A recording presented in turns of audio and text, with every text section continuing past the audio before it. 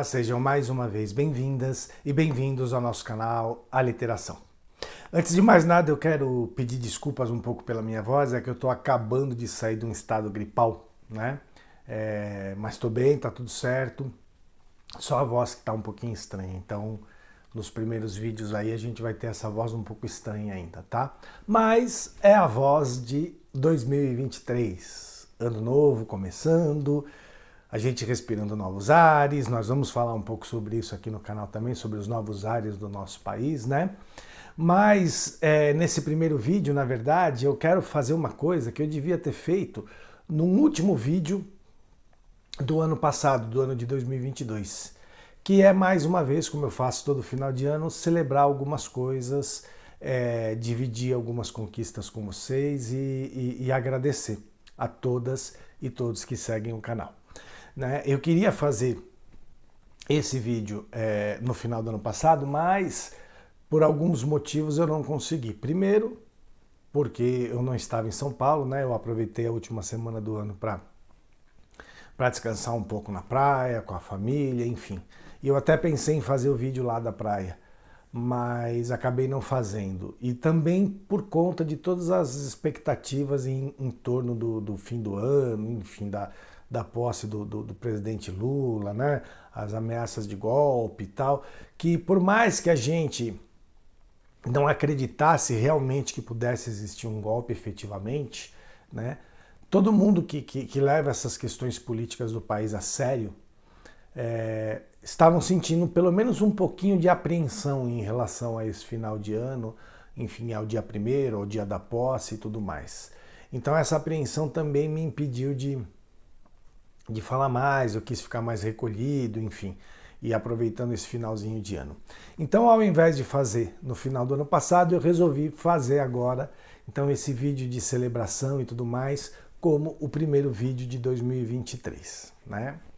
Como eu disse, estamos respirando novos ares, enfim, tudo acabou dando certo, e nós vamos falar um pouco sobre a análise dos discursos, enfim, desse início de mandato do novo governo, tá? Mas eu quero encerrar, entre aspas, 2022 de vez, né? E iniciar 2023 realmente agradecendo a todas e todos vocês que seguem de alguma forma o projeto Aliteração, né? Seja através aqui do canal, seja através da revista Fluxos, seja através do blog Aliteração, seja através de alguma das nossas redes sociais, né? Vocês foram muito importantes para nós em 2022 e graças a vocês é que a gente conseguiu conquistar algumas coisas, né? Como eu disse, as conquistas não são nem sempre tão grandes assim, muito pelo contrário, são conquistas pequenas. A gente está realmente escalando com muito vagar e com muita paciência esses degraus aí dessas conquistas, mas a nossa ideia é realmente construir um projeto sólido, né? Estamos construindo um projeto sólido e eu acho que esse vagar, né? Essa tranquilidade com que a gente está construindo o processo e o projeto como um todo nos dão mais solidez, né?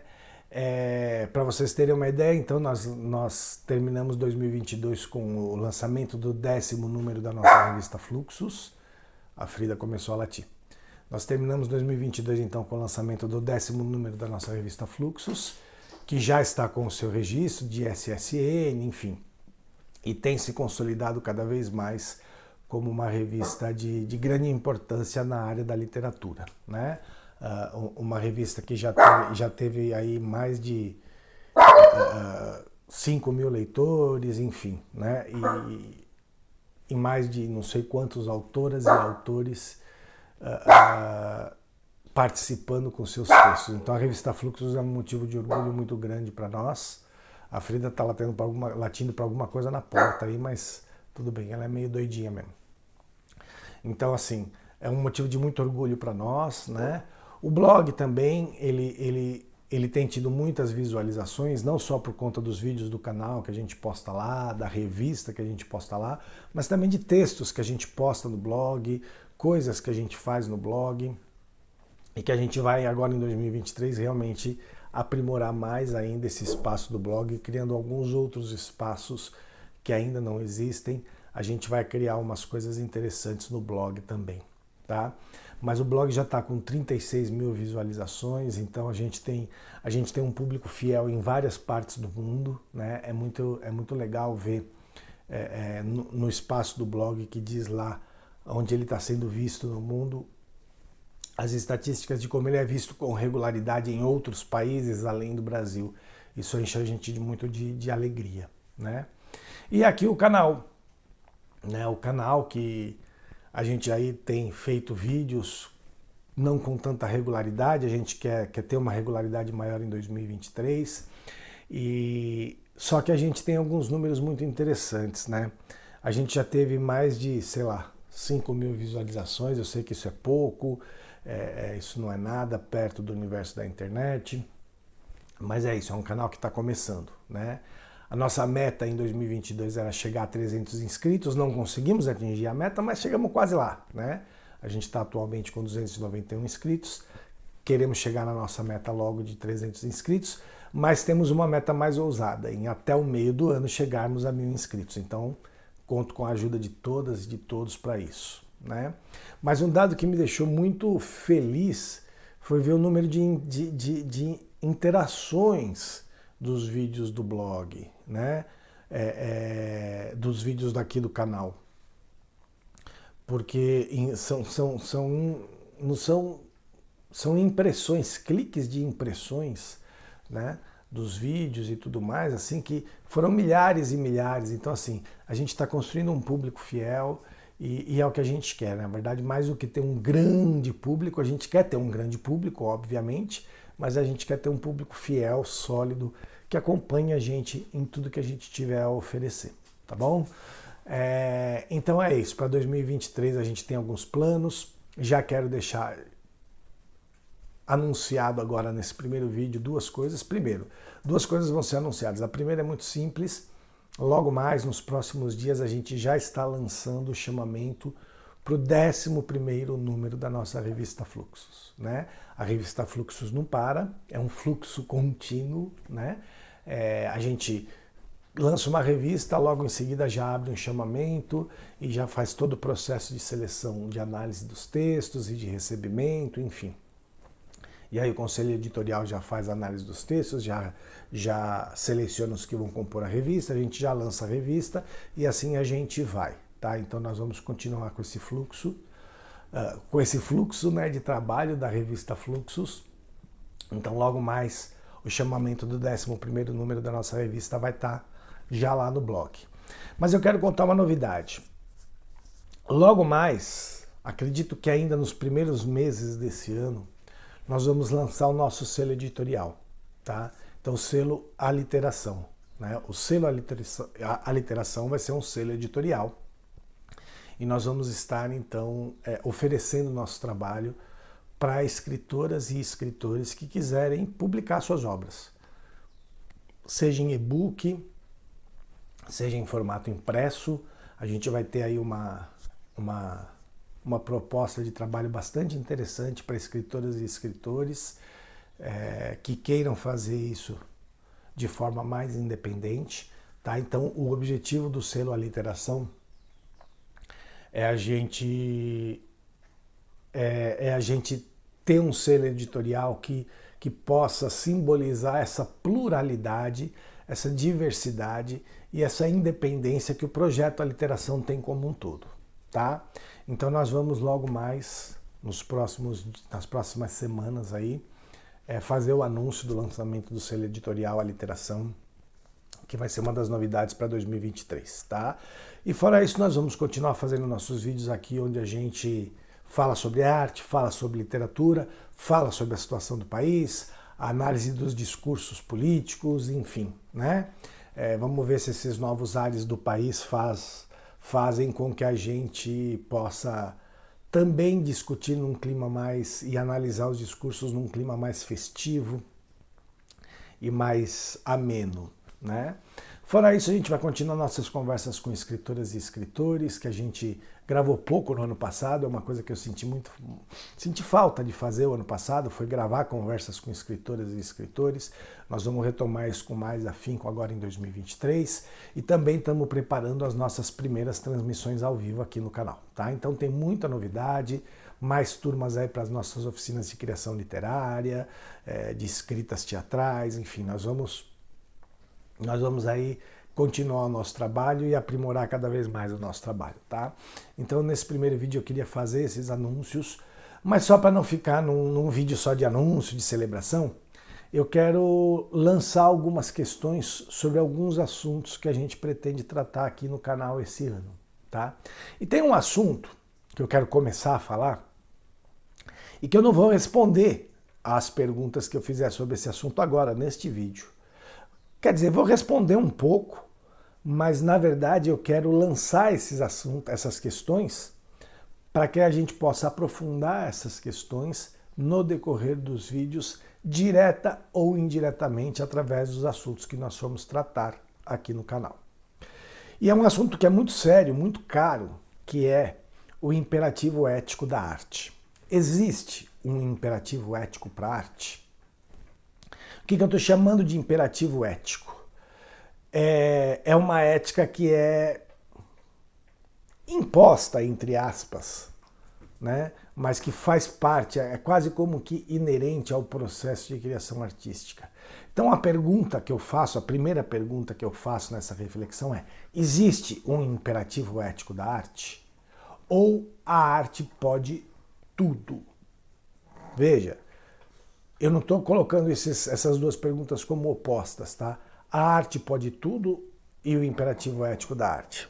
Mas elas acabam sendo opostas pelo seguinte: se eu acredito que a arte pode tudo, que na arte pode-se tudo, então eu automaticamente estou dizendo que não existe uma ética inerente ao fazer artístico, ou seja, não existe um imperativo ético da arte.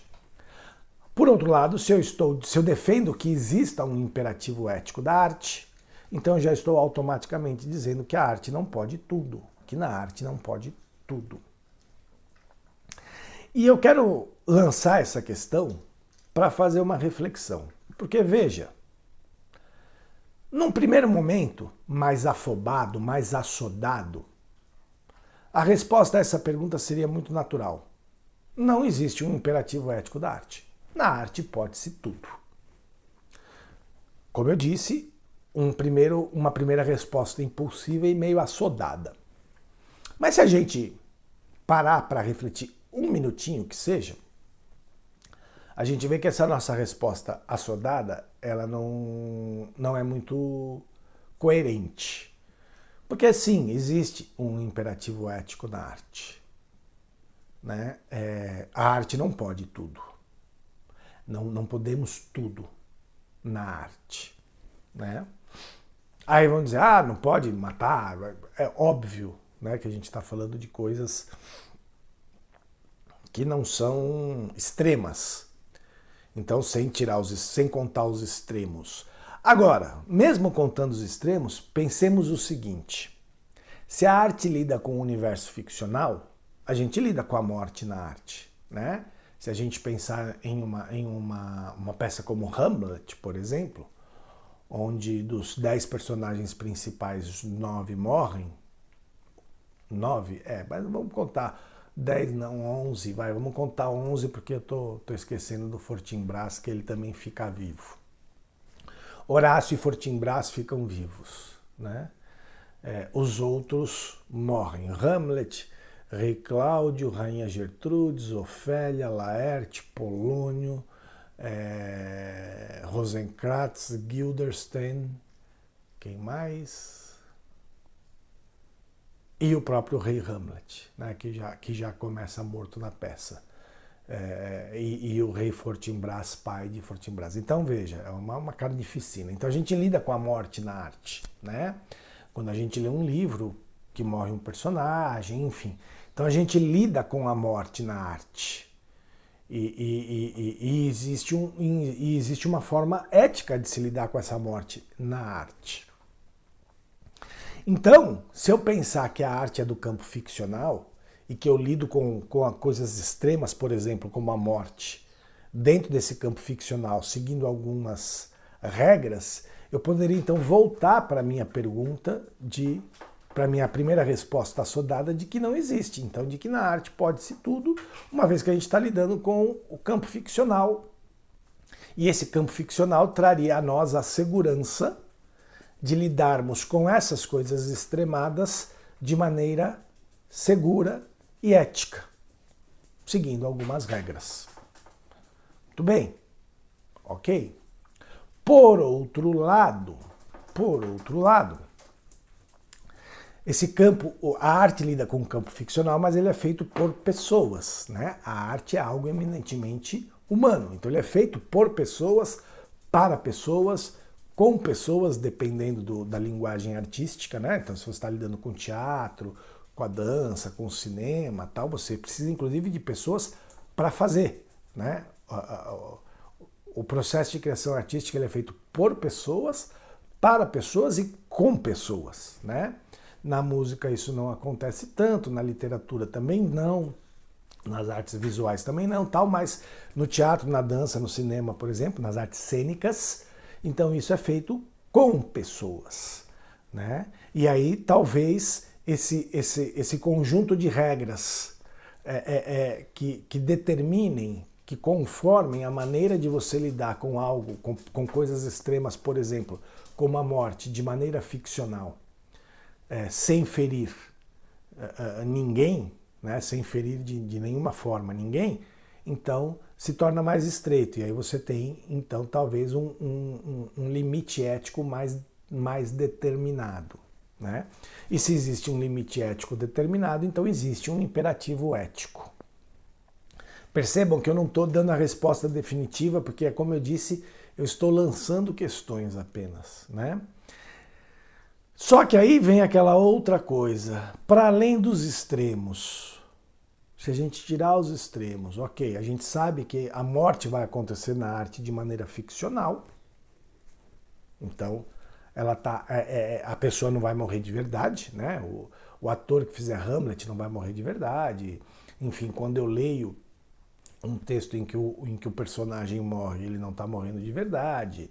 Quando eu ouço a área da Isolda, em Tristão e Isolda, que ela canta antes de morrer, a Isolda, a cantora que faz a Isolda não está morrendo de verdade, enfim. Então esse campo ficcional faz com que a gente lide com coisas extremadas de maneira mais tranquila. Porém, quando há um diálogo entre o campo ficcional da arte e a realidade do fruidor da arte, ou seja, quando a obra de arte entra em contato com a realidade do mundo, né? As pessoas estão assistindo a peças de teatro, as pessoas estão escutando músicas, lendo livros e tudo mais.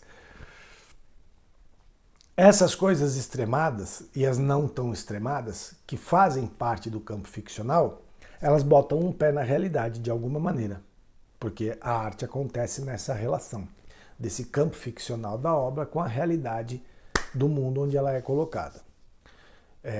E esse diálogo entre esse campo ficcional da arte e a realidade, quer dizer, esse pé na realidade que a arte coloca ao entrar em diálogo com o fruidor, enfim, e tudo mais, talvez exija um imperativo ético um pouco mais estruturado e mais refletido. O que eu quero dizer com isso é que eu acho que a arte ela precisa refletir sobre o seu tempo, sobre o tempo passado, sobre o tempo futuro, mas ela precisa principalmente lidar com as questões do momento em que ela está sendo, de alguma forma, mostrada, construída, enfim. De alguma forma ela está sendo elaborada e experienciada dentro de um grupo social.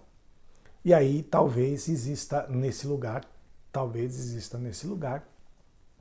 algum imperativo ético.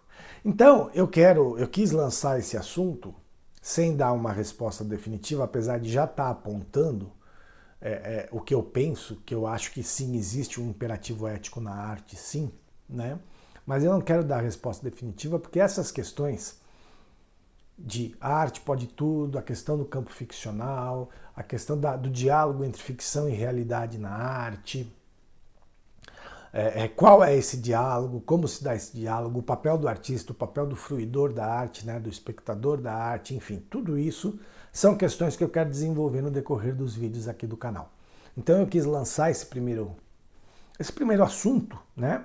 Primeiro para o vídeo não ficar só um vídeo de, vamos dizer assim, de celebração, já começar a levantar algum assunto e começar a mostrar para vocês quais são alguns dos assuntos que a gente vai tentar tratar aqui no canal, fora os assuntos de análise de discurso, resenhas de livros, conversas com autoras e autores, enfim, que a gente vai continuar fazendo.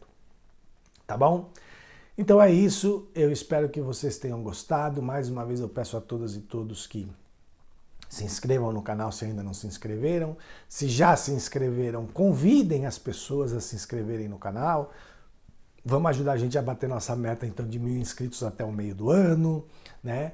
Comentem, curtam, compartilhem, é muito importante criar esse engajamento, né? Mas, além de se inscrever, criar um engajamento mesmo no canal, para o canal ficar cada vez mais sólido.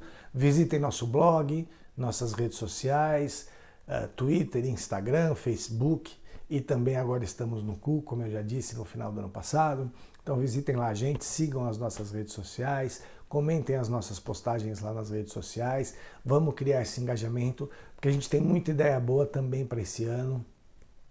O selo editorial vai estar aí, a revista Fluxos vai estar aí, as oficinas vão estar aí, as conversas, enfim, as transmissões ao vivo. Então tudo isso que a gente quer sempre fazer com muito carinho, muito cuidado, para oferecer para todas vocês e para todos vocês um espaço de qualidade, um espaço que lida com a arte, com a vida, com a literatura, de maneira séria, com qualidade, tentando fazer com leveza. Às vezes dá para fazer com leveza, às vezes não dá para fazer com leveza, mas a gente sempre tenta fazer com leveza, mas acima de tudo com muito carinho, muito cuidado e muito respeito a cada uma de vocês e a cada um de vocês. Tá bom, gente? É isso, valeu, até o próximo vídeo. Tchau, tchau.